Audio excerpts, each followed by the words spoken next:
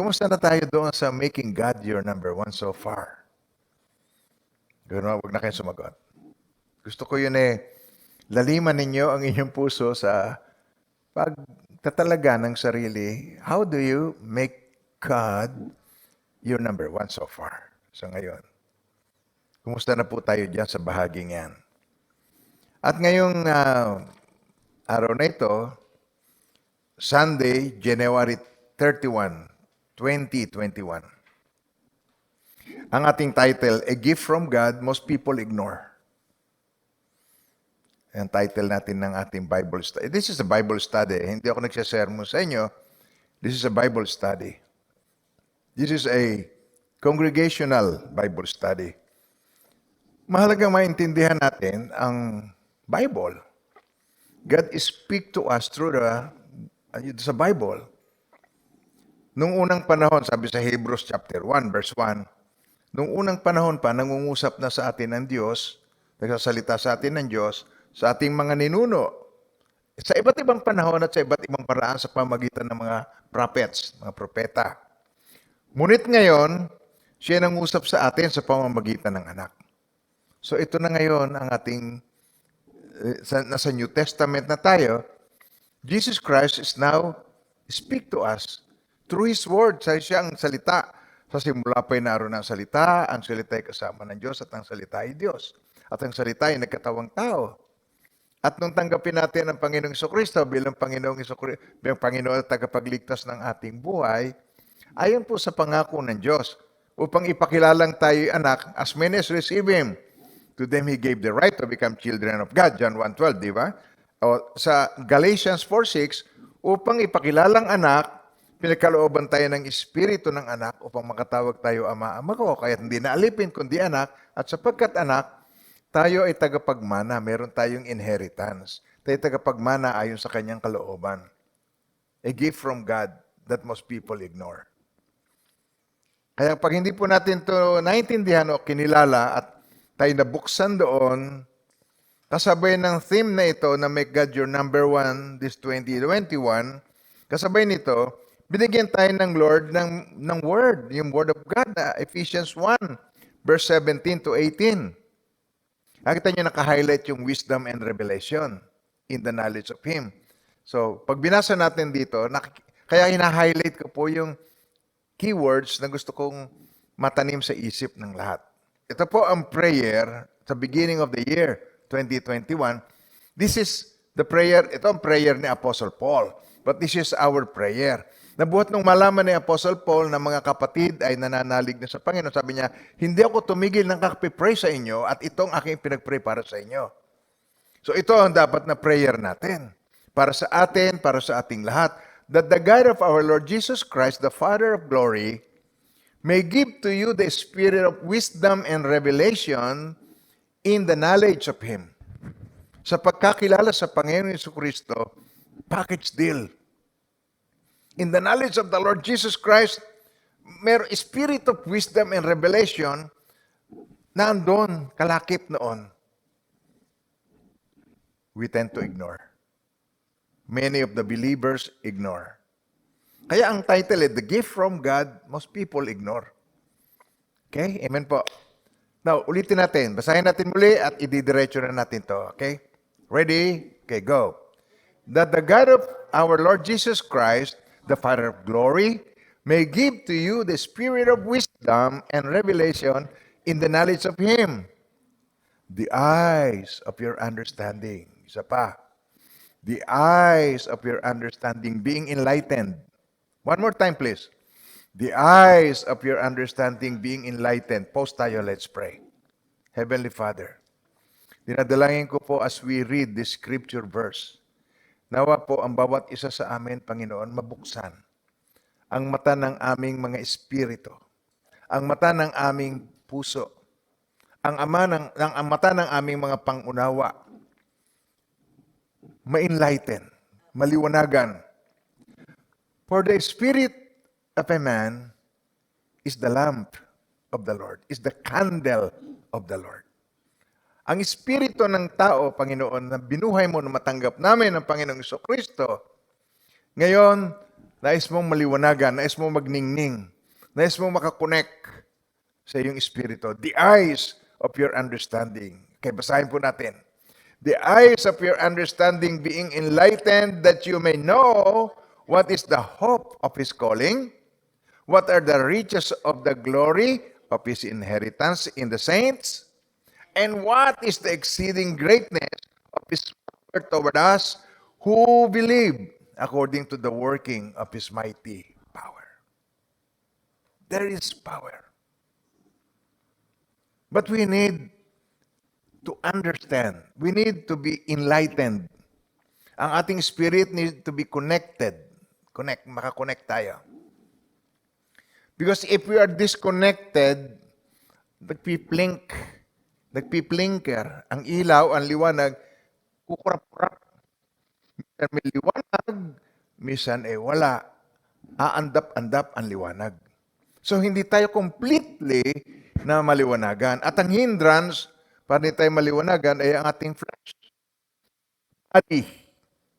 Dahil ang kabuuan ng isang tao, tatandaan niyo yung 1 Thessalonians 5:20, may the God of peace sanctify you completely, and may your whole spirit, soul, and body be preserved blameless at the coming of our Lord Jesus Christ. Nakita natin yung salansa niya, spirit, soul, body. Why?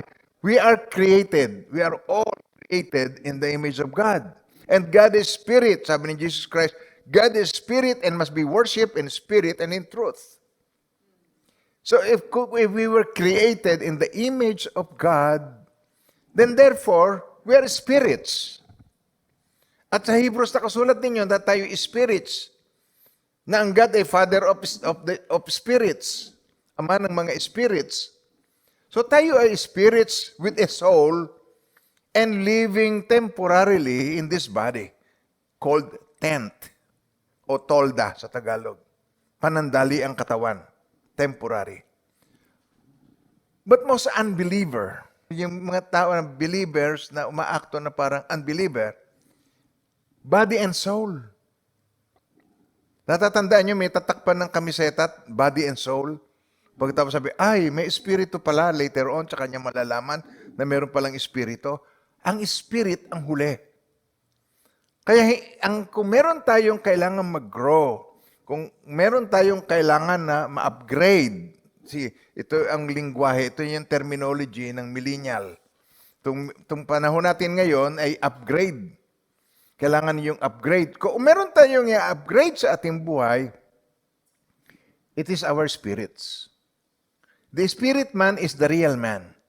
Yun ang tunay na tao. Yung inner man is the real man. Yung outer man, yung panlabas na atin tayo, yung panlabas, yun ang body. And body goes to the grave. May iwan sa lupa. Ito ay katawang panlupa. Ang soul, yun ang ating mind, yun ang ating emotion, yun ang ating free will, yun ang kabuuan ng soul. So without this understanding, so umpisa pa lamang, meron na tayo agad confusion. Kaya, na-born again ka, born again in the spirit.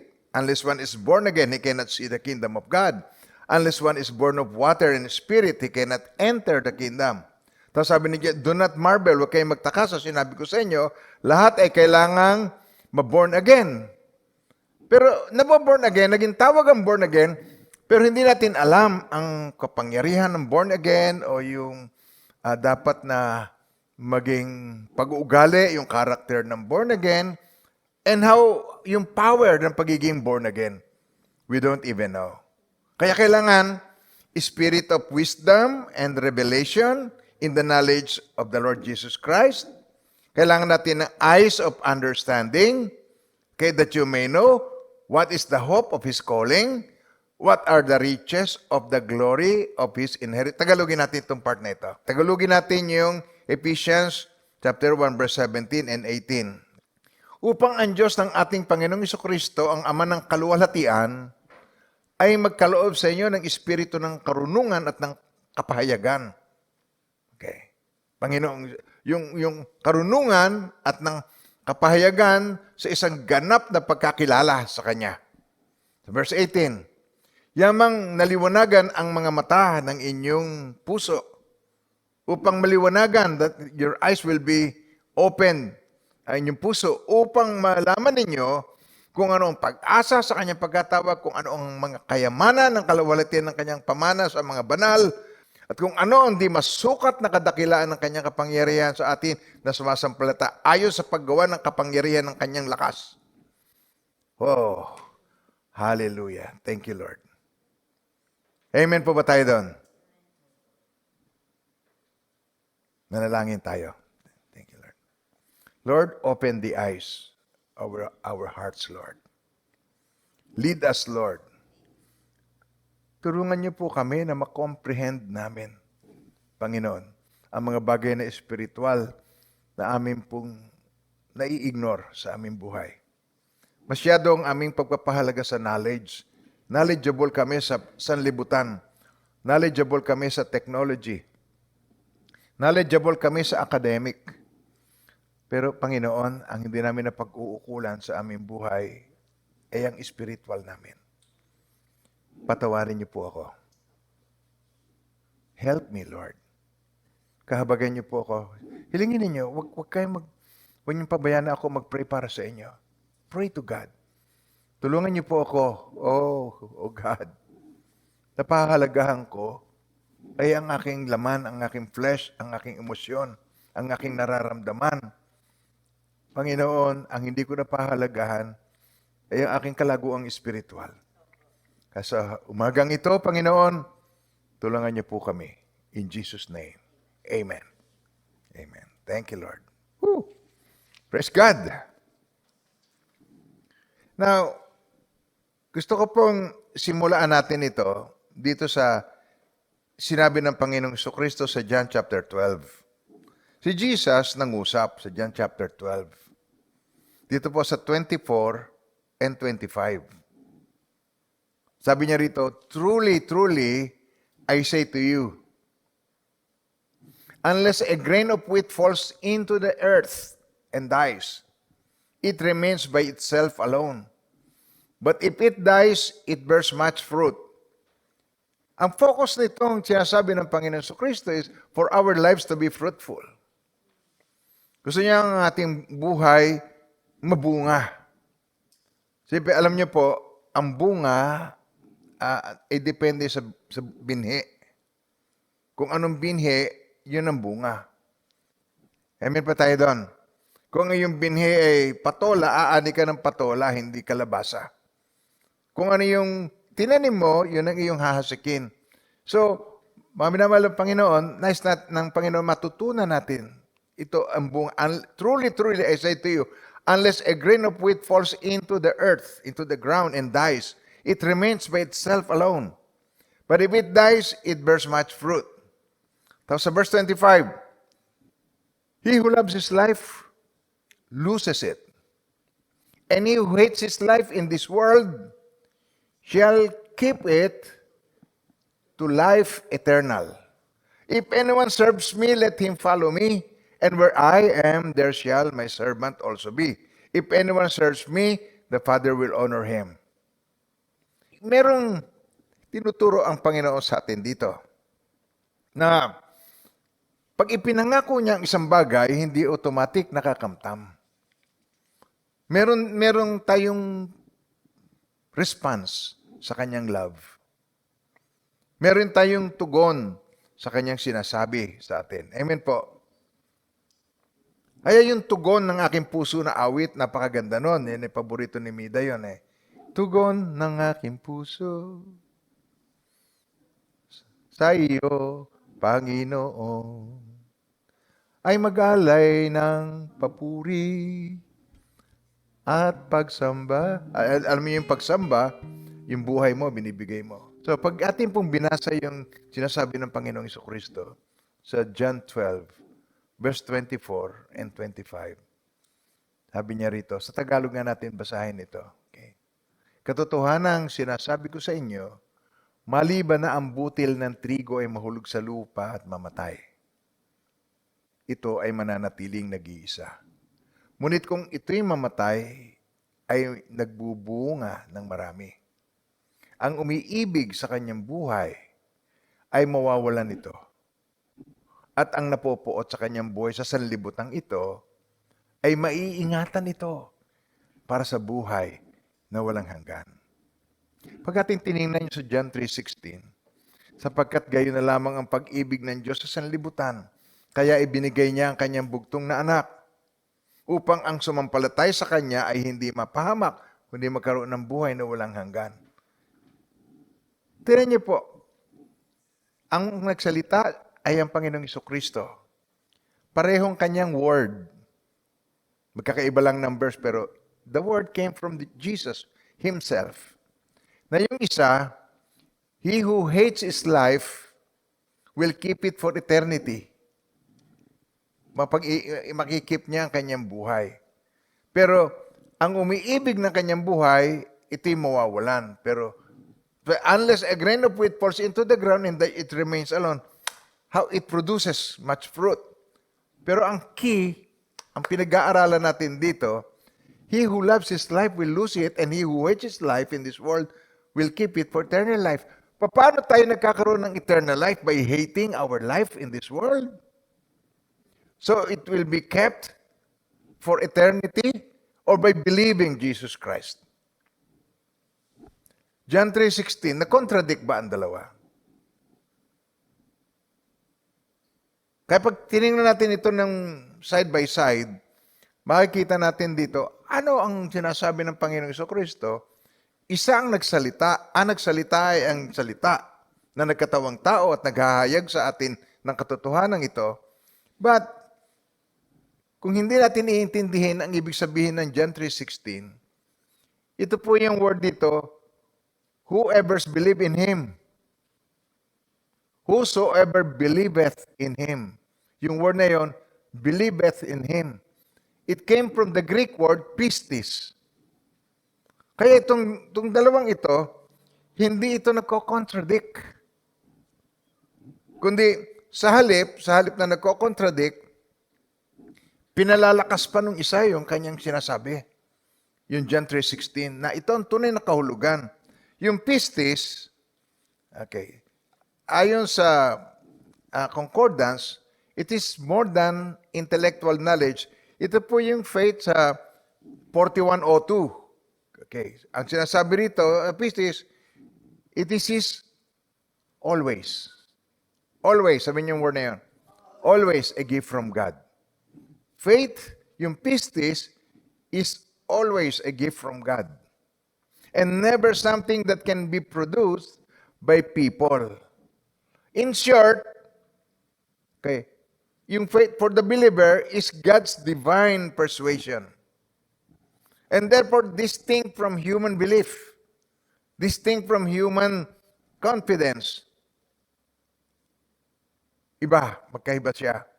So meaning, kung tunay ang iyong faith, nandun sa iyong volitional surrender and trust, yung malalim na pagtitiwala mo sa Panginoong Jesucristo. Kaya, mamamatay ka doon sa lumang buhay mo, sa mga lumang desire mo, earthly desire, mawawala. Dahil yun ang ibig sabihin yung John 3:16. Kaya yung John 3:16, ay may lalim, kung natatandaan ninyo, 1995 pa yan, naririnig nyo na sa akin yung word na pistis o pisteu in bird form. Naririnig nyo na. Lagi kong minay-mention yun. Amen po ba tayo doon? Na bagamat ako'y naglilid sa inyo, pareho din tayong makasalanan na pinatawad ng Diyos. Ako'y tao rin katulad ninyo. Di ba yun yung matagal ko nang sinasabi po? Na kung ako'y hanapan nyo ng hanapan ng mga mistakes, flaws in life, hindi ka mabibigo. Sapagkat ako'y katulad din ng isang pangkaraniwang tao na pinatawad ng Diyos, pero tinawag ako ng Diyos para mag-lead. Yun lamang po. At nais ng Panginoon na tayo ay magtulungan dito sa area na ito. At kilalanin natin ang goodness of God in our lives. Na yung whosoever believeth in Him, yung pistis, is always a gift from God. Kaloob ng Diyos, ibinigay na niya ito sa iyo. Given. A gift from God most people ignore. Hindi niya tuloy na-experience, hindi niya tuloy na-enjoy ang kaloob ng God sa kanya. Amen po. Yung katulad ng sinasabi sa 1 John chapter 5 verse 4. Okay.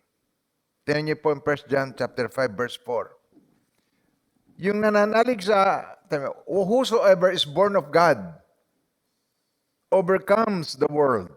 And this is the victory that has overcome the world. Our faith. See, yung faith, doon sa nag-overcome, si Jesus Christ, overcame sin for us. Pinagtagumpayan na ng Panginoong Jesucristo ang kasalanan. He died for the sinners, like you and me. Namatay siya para sa sinners. Hindi siya namatay para sa mga banal. Siya naparito, hindi para sa banal. Naparito siya para sa mga makasalanan katulad mo at katulad ko. Pare-pareho tayo na makasalanan na pinatawad ng Diyos. All have sinned and fall short of the glory of God. And the wages of sin is death, but the gift of God is the eternal life through Jesus Christ. Ang gift, ini-enjoy.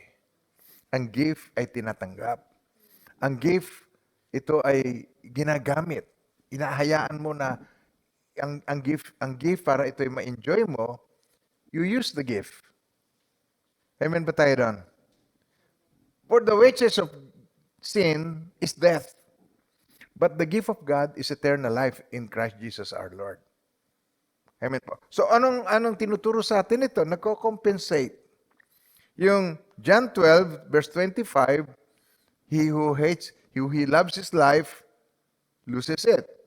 He who hates his life in this world shall keep it to life eternal. Nagko-compensate yan sa John 3:16 dahil yun talaga ang tunay na ibig sabihin ng whosoever believes in Him. Whosoever believeth in Him, yung pistis, yun ang tunay na kahulugan noon. It is a gift from God. Amen po. Pwede ba tayo magpasalamat, Lord? Thank you sa gift. Thank you sa gift. Kasi mapalad ka, Pedro, hindi laman at dugo ang naghayag niya sa iyo na ako'y anak ng Diyos. You're the Christ, the Son of the living God. Yun ay inihayag sa kanya. It is a gift from God to Peter. Kaya yung marami mga tao naniniwala si Jesus Christ ay tao lamang. No. Siya ay nagkatawang tao, pero hindi siya tao lamang. Hindi lamang, pero siya ay nagkatawang tao. Alisin mo yung salitang lamang. He's not a mere person. Siya ay God incarnate. Ang ibig sabihin ng incarnate, nagkatawang tao. He came in the flesh to die for you and for me. Because the wages of sin is death. Pag hindi natin naintindihan, hindi natin maunawaan yung kahinaan ng iba. Na yung iba ay merong nasa process pa, pero ikaw gusto mo yung resulta na. By nature, tayo ay result-oriented. Ako ay result-oriented. Pag hindi ko nakikita ang resulta, madali akong mapagod, madali akong manghinawa, madali akong ma-discourage. By nature, yun talaga ang nature ko. Pero naintindihan ko, nung ako mismo isinalang ng Panginoon. Noon, bagong dating ako, galing sa Amerika, preskong-presko sa aking pananampalataya. Parang ako isang taong pinakabanal sa lahat at walang kasalanan. Kaya kung madagukan ko ang pulpito para i-describe ang kasalanan, akala mo ko hindi nakakasala. Pero ang Panginoon ay napakabuti. Kailan naging mas maunawain si David?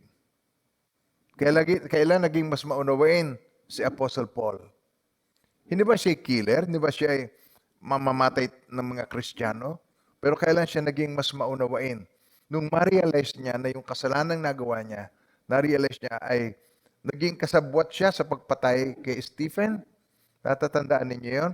Sabi niya, ito ang ginawa ko ngayon, I forget the past. Nililimot ang nakaraan and I reach towards the goal. Doon ako sa calling ng God, yung buhay na hahantong sa langit. Nandun na siya ngayon.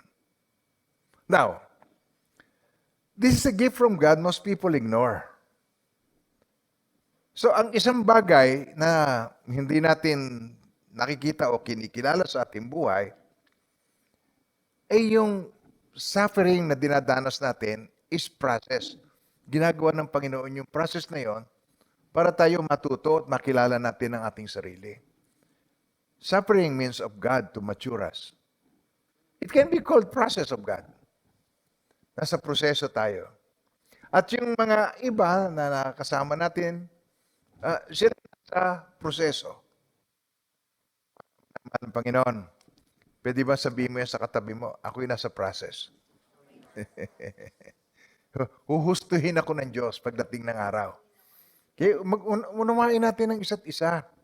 At ipanalangin natin ang isa't isa. Magpanalanginan tayo. Amen. Mag-ibigan tayo. Mahalin natin ang isa't isa. Why? We are on the same boat. Pareho lang tayo. Pareho tayong mga sinners. Amen ba tayo? Tayo ay nangag sinners. Okay. Kaya wala tayong may pagmamalaki sa isa't isa. Amen. Amen ba tayo doon? Now,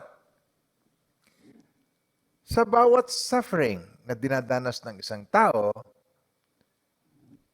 is called process, ay mayroong purpose. Pag ikaw ay nasa process, bawat suffering ay mayroong purpose. Ang suffering ay visible, okay, obvious. Nararamdaman ang suffering. It hurts. There is pain in it. Kasama ng aking pagtanda, ang suffering. Habang tumatanda, naglalabasan ang kahinaan ng iyong flesh na yan. Alam mo, kung ano yung iyong genes, may sakit sa puso, mahina ang baga, lilitaw. So kasama ng aking pagtanda ang suffering. Kasama ng aking pagtanda ang mga pain, rayuma, masakit ang tuhod, nagre-react sa pagkain, nagkakaroon ng allergy, kasama yan sa suffering.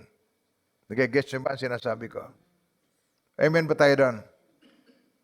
Sa bawat suffering, mga minamahal ng Panginoon, kasama dyan pa yung kamatayan.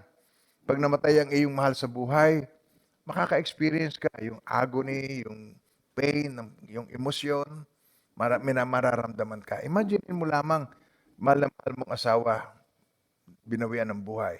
O boyfriend o girlfriend na mahal mo, na gusto mo lagi nakikita, tapos binawian ng buhay. Makaka-experience tayo ng suffering. Pero ang suffering is a means of God to mature us and can be called process. Ang suffering, obvious. Ang suffering, visible. It can be felt. Nararamdaman mo ang suffering. But ang purpose? Hindi mo malaman, hindi mo maintindihan yung purpose. Hindi mo makuha hanggat hindi ka nakaka-arrive. Hindi mo magigets na, kaya pala ako nakadanas noon. Kaya pala ako nag-suffer noon. Kaya pala ako may na-experience noon. Hindi mo yun alam. Nakukuha niyo ba ang mga sinasabi ko? Hindi alam ng mga Israelita na yun ay pamamaraan ng Diyos sa Deuteronomy 8.3, kung natatanda niyo. Sabi sa Deuteronomy 8.3, ganito, tinan niyo. So He humbled you, allowed you to hunger and fed you with manna which you did not know, nor did your fathers know, that He might make you know. Tignan yung word na yun. That He might make you know. Sino yung He? God. That God make you know. Upang ipaalam sa iyo o ituro sa iyo ng Diyos. Hindi mo yun alam, hindi nila alam yun during the time. But He humbled you, allowed you to hunger, fed you with manna, which you did not know, nor did your fathers know, that He might make you know. That man shall not live by bread alone, but man lives by every word that proceeds from the mouth of God. Hindi ang pagkain ay lagi magbudulot sa atin ng buhay. Hindi pag kinain natin, maduduktungan ang ating buhay. Totoo yun, nangyayari yun in a certain period of time. Pero yung the same food na yun, maaring later on in our lives, hindi na yun pwede sa atin ang taba ng baboy. Hindi na pwede sa atin yung mga bulalo. Hindi na pwede sa atin yung mga matatamis. Hindi na pwede sa atin yung mga makolesterol. And then later on, iniluluwa mo na pag kinakain mo. Ayan, palatandaan na yan. Pero ba sa inyo, pag kumakain ay iniluluwa na?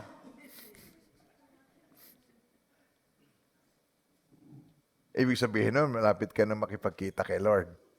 Hindi na nagwo-work ang food. The same food that gives life, the same food that will give sometimes sickness, allergy, and sometimes it shorten life kung mali ang pagkain mo. Nagigets yun, sabi ko. Kaya hindi ang pagkain, man shall not live by bread alone. Pero ang word of God, but man lives of every word that proceeds from the mouth of God, give us strength. Pinalalago ang ating spirits para lalo tayo nakakonect sa kanyang spirit. Kaya ang kailangan natin ay spiritual food more than natural food. Oh, amen po ba tayo doon? Kapakabuti ni Lord. Amen. Ang anak ng Diyos, nagkatawang tao. Sabi yun sa Hebrews, sabi niya, bigyan mo ang katawan, binigyan mo, you gave me a body. Binigyan mo ako ng katawan. Sabi sa Hebrews, sabi ni Jesus. Therefore, when He came into the world, He said, sacrifice and offering you did not desire, but a body you have prepared for me. Tatandaan niyo, spirit, soul, body. Okay, from spirit, now He got a body, si Jesus. But a body you have prepared for me. Okay, purpose, verse 6. In burnt offerings and sacrifices for sins, you had no pleasure. Then I said, behold, I have come in the volume of the book. It is written of me to do your will, O God. Previously saying, sacrifice and offering, burnt offerings and offerings for sin, you did not desire for, nor had pleasure in them, which are offered according to the law. Then He said, behold, I have come to do your will, O God, away the first, that He may establish the second. Amen po. Napakabuti ni Lord. Sundan niyo yun. Basahin niyo muli ng paulit-ulit hanggang sa mag-ring sa inyo. Yung aking sineshare sa inyo. In Hebrews 5, verse 7 to 11. Ulitin yung word na yun. Process. Suffering is the process of God. Ang suffering, obvious. Itong suffering, visible. Ang suffering, nararamdaman. Kita mo kaagad. Pero yung purpose, hindi. Hindi mo ito nakikita kung ano ang purpose why you are suffering. But there is a purpose for suffering. There is a purpose for the suffering of Christ at the cross. Now, si Jesus Christ, who in the days of His flesh, when He had offered up prayers and supplication with vehement cries and tears, kailan nangyari yon? Hindi ba nung siya nagkatawang tao? To Him who was able to save Him from death and was heard because of His godly fear? Oh, now, tingnan sa verse 8. Though He was a son, okay, sabay-sabay tayo. Though He was a son, yet He learned obedience by the things which He suffered. Kahit siya ay anak, though He was a son, yet, sabi mo, He learned obedience. He learned obedience. Nung nagkatawang tao siya, hindi kaagad siya nagsasalita. Nung nagkatawang tao siya, hindi agad siya naglalakad. Nung nagkatawang tao siya, hindi agad siya kumakain ng pagkaing solid food. Dumedede muna siya kay Maria, ang kanyang nanay. Like us. So He learned many things. So, though He was a son, yet He learned obedience by the things which He suffered. And having been perfected, He became the author of eternal salvation to all who obey Him. Called by God as high priest according to the order of Melchizedek, of whom we have much to say and hard to explain. Why? Since you have become dull of hearing. Tingnan natin sa Tagalog ito. Tukol sa Kanya'y marami kaming masasabi at mahirap ipaliwanag, palibhasay. naging mapurol na kayo sa pakikinig. Hindi natin madaling mag-gets, o mga minamahal ng Panginoon. Hindi ito means para ma-insulto tayo. Ito means para ma-open ang ating spirit of understanding. Upang magkaroon tayo ng realization kung paano kapurol tayo sa pakikinig. God wants to explain something to us, but yet gusto nating manatili doon sa ating old self. And we become dull of hearing. Oh, amen po ba tayo doon? Why? Dahil biktima rin tayo ng ating mga sarili, perfectionism.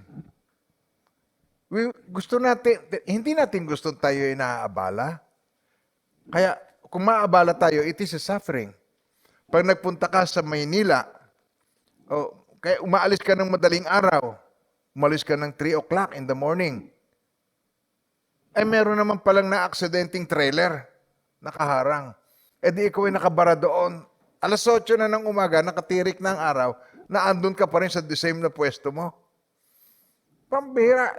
Inip na inip ka na. You are suffering now. Nais ng Panginoon na tayo ay maging matalas.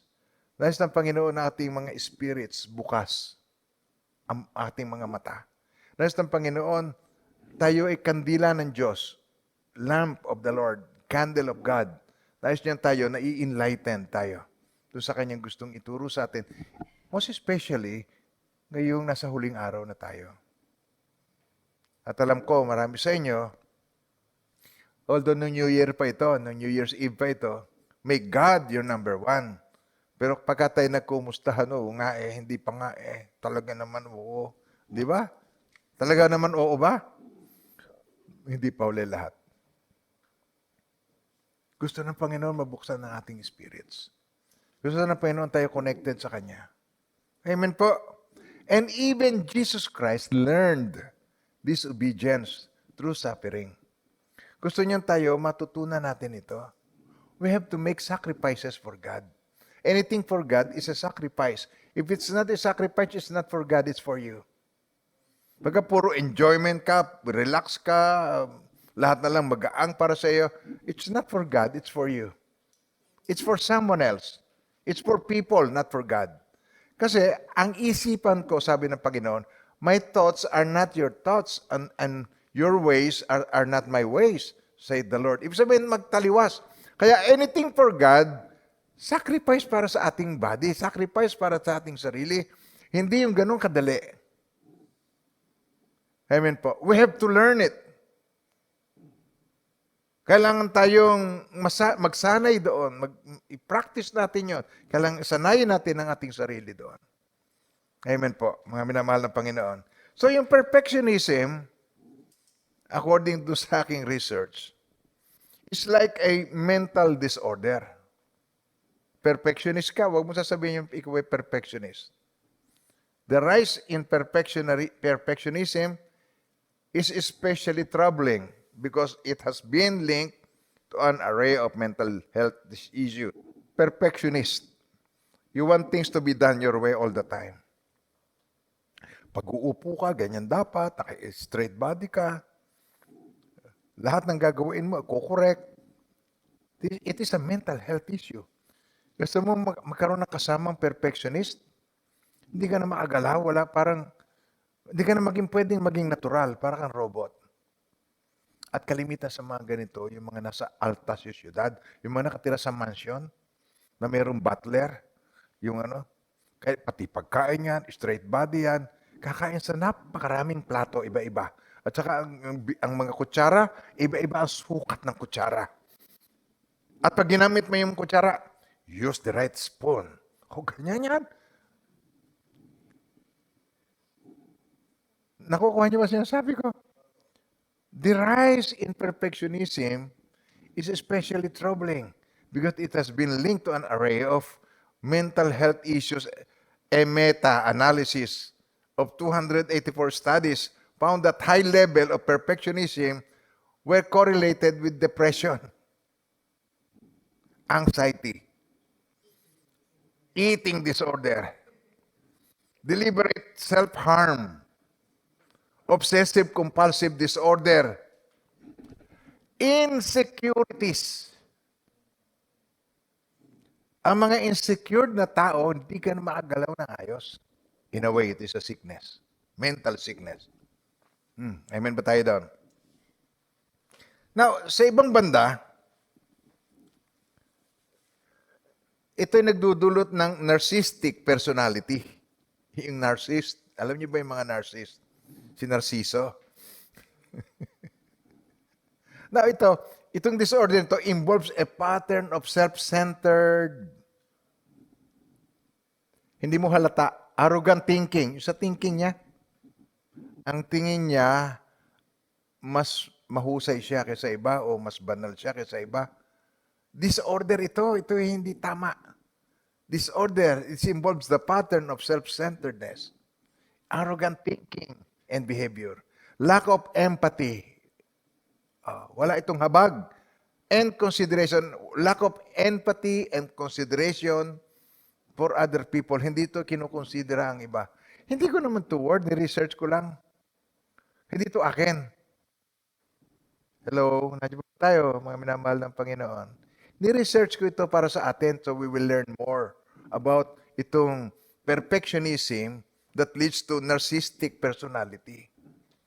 Okay. And an excessive need of admiration. Pag hindi mo siya napuri, nadidepress na ito.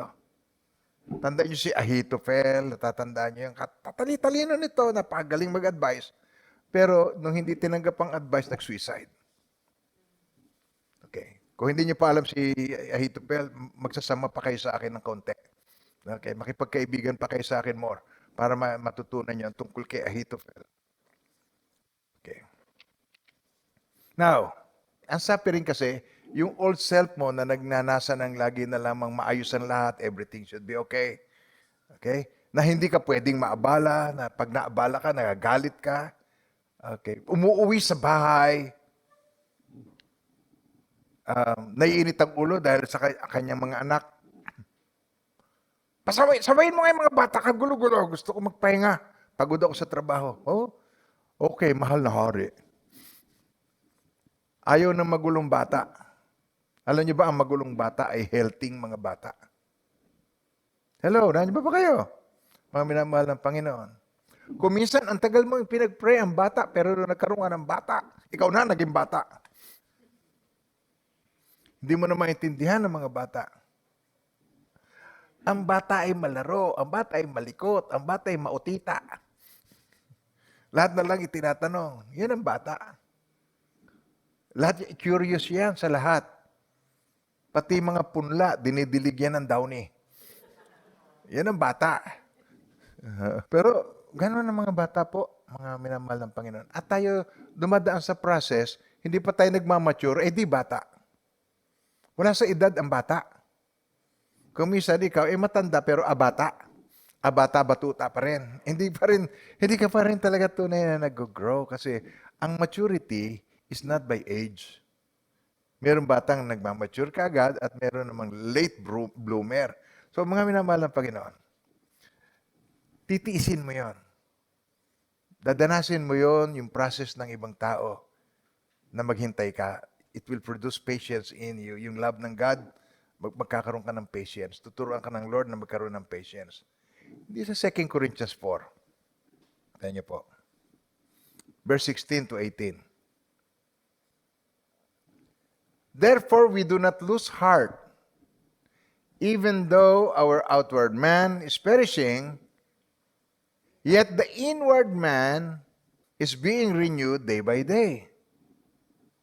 For our light affliction, which is but for a moment, is working for us a far more exceeding and eternal weight of glory. May ginagawa sa atin. While we do not look at the things which are seen, but at the things which are not seen.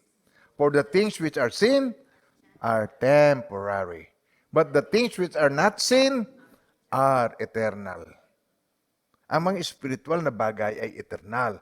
Pero yung mga nakikita mo, obvious, nararamdaman mo yan, ay panandalian lamang, light affliction. Tatagalugin natin, okay? Tatagalugin natin ito. Kaya't kami ay hindi pinanghihinaan ng loob, bagamat ang aming panlabas na pagkatao ay nabubulok o is perishing. Ang aming panloob na pagkatao ay binabago sa araw-araw.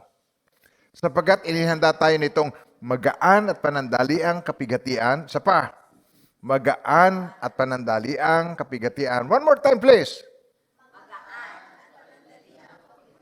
Para sa walang hanggan at di masukat na kaluwalhatian.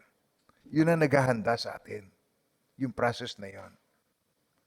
Yun ang purpose ng affliction. Yun ang purpose ng suffering. Yun ang purpose kung bakit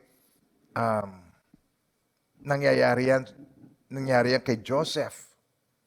Masama ang iyong, sabi niya, masama ang iyong plano para sa akin, pero maganda ang plano ng God. God turned it around for good.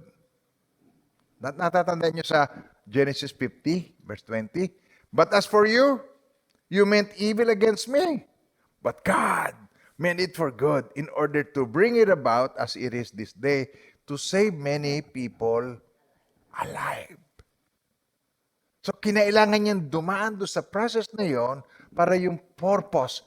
And then, nung dumating yung purpose, nakita ni Joseph.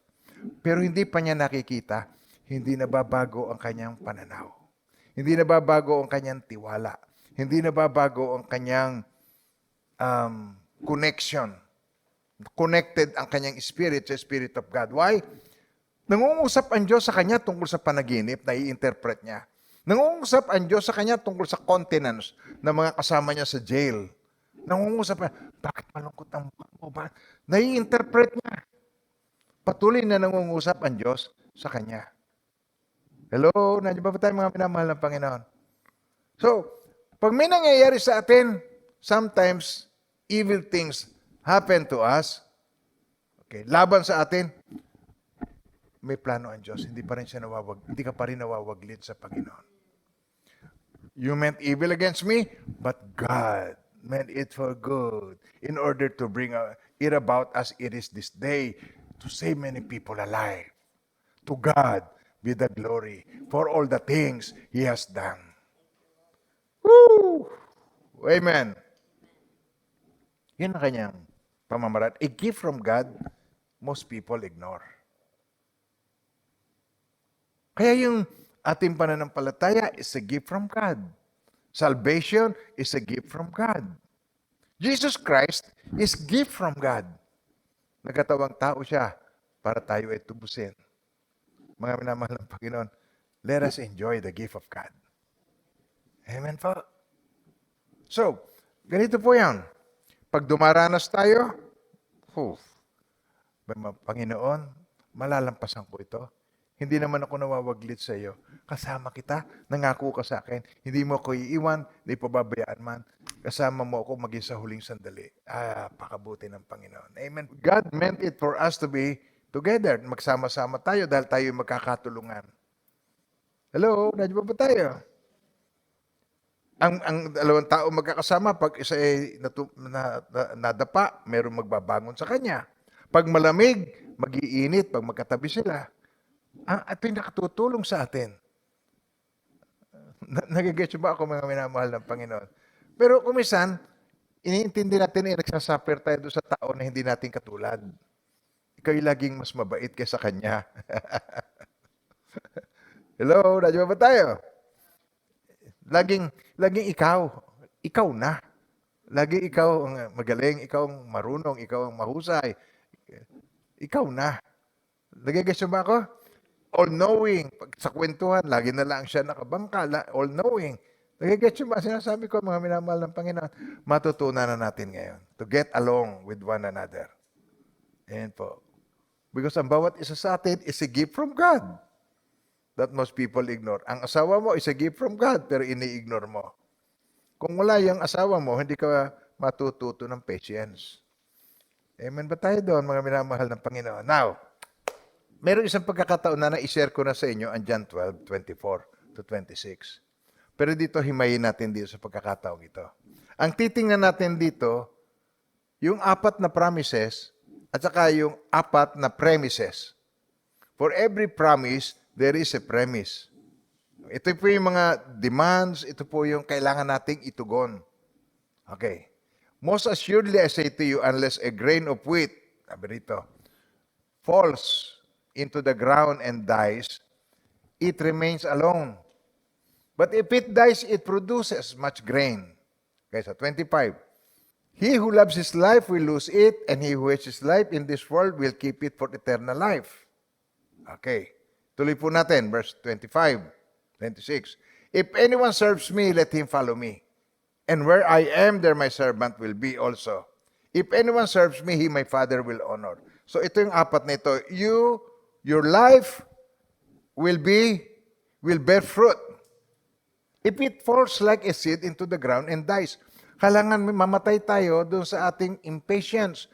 Mamatay tayo doon sa ating desire na wala dapat solong-solo mo yung affection ng iyong friend. Pag meron siyang pinansin na iba, ito yung kaya nakakatawa doon sa iba eh. Ayaw niya na yung friend niya may friend na iba. Gusto niya siya lang ang friend. Hindi na kita friend. Bakit? May friend ka ng iba. Jealousy. You will not be jealous. Mamamatay ka na doon. Sa iyong pananaw na yon na gusto mo ikaw lamang sa iyong BFF. So your life will bear fruit if it falls on the ground and dies. Amen po. Now, ang pangalawa, you will keep your life for eternal life if you hate your life in this world. Alam niyo yung mahal na mahal mo ang buhay mo, ang tawag natin doon, self-centeredness. Mahal na mahal mo ang buhay mo. Masyadong self-centered. Gusto lagi siyang napapansin.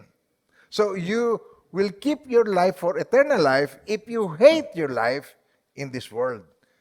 Alam niyo yung word na yun, yung if you hate your life in this world, yun ang pananaw ng mga unbeliever sa mga believer na bakit ganyan tinalikuran mo ang buhay mo? Sabi ng isang mayaman sa kanyang kamag-anak na mayaman, sabi niya, ba't ka ba nag-born again? Naghirap ka na ba? Kaya sabi sa kanya, ikaw ba'y naghihirap na at ikaw ba'y nag-born again? Ang pananaw ng super yaman na ito, ay hindi, talagang billionaire ito. Sabi niya, bakit ba ikaw nag-born again? Ikaw ba'y naghihirap na? Naghihirap ka na ba? Naghihirap pa lang, nagiging born again? Papakilala ko sa kanila si Pastor Jay. Okay. You will keep your life for eternal life if you hate your life in this world. Yan ang tingin nila. Pero ang totoo nun, you hate your life, ibig sabihin, tinatalikuran mo, sabihin, hindi na ang priority sa iyo ang sanlibutan. Hindi na ang priority sa iyo ay ang sarili mo. If you will keep your life, if you hate your life, hindi mo na pinaprioritize ang sarili mo. Nagigets yun ba ang sinasabi ko? Pangatlo, natin na yun. Promise. You will be with Jesus where He is if you follow Him. To Calvary. Tulad sinasabi ni Apostle Paul, I'm crucified with Christ. It is no longer I who live, but Christ now lives in me. And the life that I now live, I live by faith in the Son of God who loved me and gave Himself for me. Sabay-sabay. Okay, ready? Okay, go. I have been crucified with Christ. It is no longer I who live, but Christ lives in me. And the life which I now live in the flesh, I live by faith in the Son of God who loved me and gave Himself for me. At hindi niya mapapasubalian yung grace of God. Hindi na. Sa verse 21, sabi niya rito, I do not set aside the grace of God, for if righteousness comes through the law, then Christ died in vain. Nauunawaan niya ito. Okay, pang-apat, tingnan natin, God the Father will honor you once you become a servant of Jesus Christ. Okay, He will honor you. So, ito yung mga pangako sa atin. Now, ang question na ito, paano nga ba ako, how then must I die dito sa aking buhay na ito? Ako pa naman ay isang ama. Ako isang asawa at ako isang pastor. Paano ko mamamatay? How must I die as a pastor, as a father, as a husband, in order that I might bear fruit? How must we die as a church in order that we might bear fruit. As a church, paano tayo? How must we die? So, ito po ang unang-unang prayer natin noong New Year's Eve. Ang ating pinag-pray, mabuksan tayo. Wisdom and revelation. Spirit of wisdom and revelation. Okay? Eyes of understanding, enlightened, naliliwanagan. Candle of the Lord tayo eh. That you may know what is the hope of His calling, what are the riches of the glory of His inheritance in the saints, and what is the exceeding greatness of His power toward us who believe according to the working of His mighty power. Mga minamahal ng Panginoon, there is no shortcut in this. Wala. It is a lifetime lesson. And we need to help one another. And we have to remind one another. Amen po.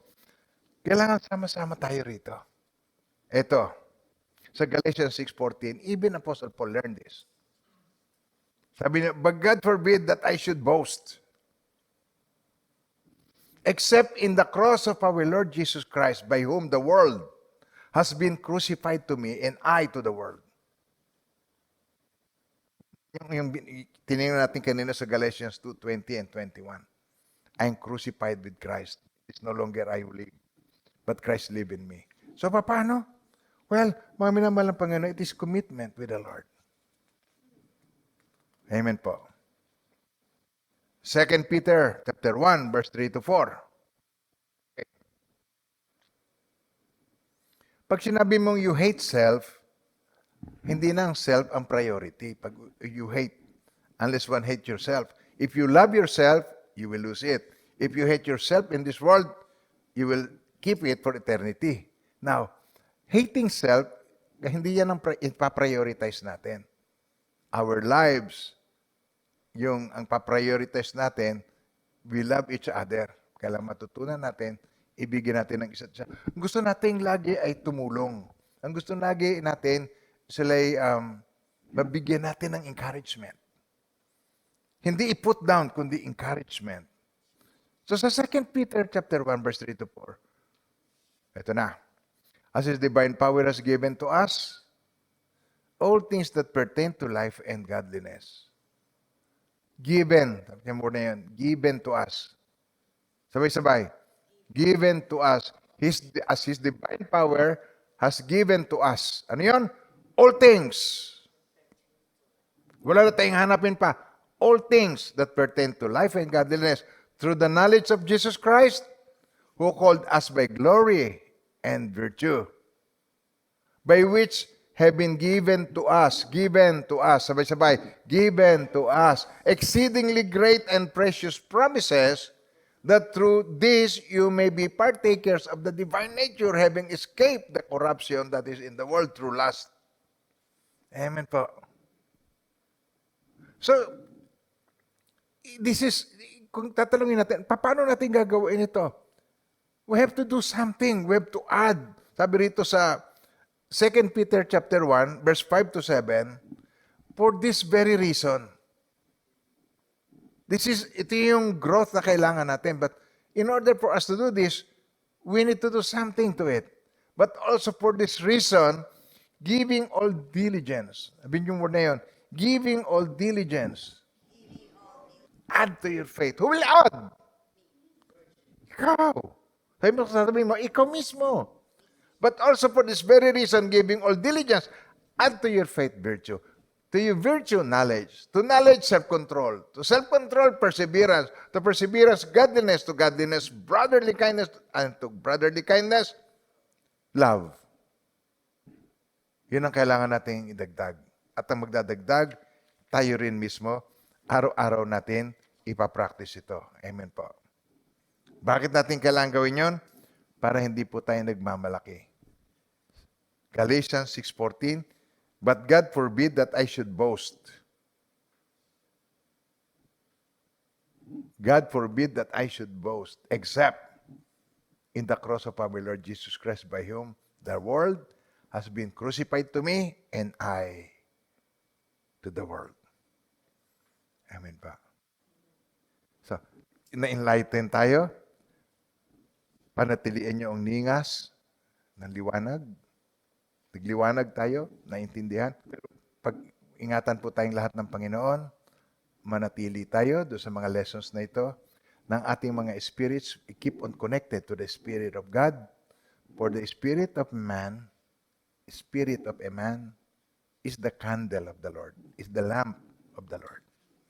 Kaya kung meron siyang liliwanagan sa atin, hindi ang ating flesh, hindi ang ating souls. Ang liliwanagan ng Diyos sa atin ay ang ating mga spirits. Pagpalain po tayong lahat ng Panginoon. Napakabuti ni Lord. Pagpapatuloy tayo next week. Heavenly Father, patuloy mo pong pag-ingatan ang bawat isa. Ihanda niyo po kami sa worship service namin. Maya-maya lamang na kami sama-sama. At nawa po, O Panginoon, yung gawin naming number 1 ang Panginoon, hindi namin isipin na kami hindi na kami magkakasala kahit kailan. Hindi ang number 1 siya ay ipaprioritize namin ang Lord. Hindi ang aming sarili ang priority. Hindi ang aming nararamdaman ang priority. Hindi ang aming iniisip ang priority. At maraming salamat po, Father. Pagpalain niyo po ang bawat isang nakikinig na nawa po ay patuloy na manatili, makintal sa mga isipan at puso ang mga na-share ko ngayong umaga. In Jesus' name, Amen and Amen.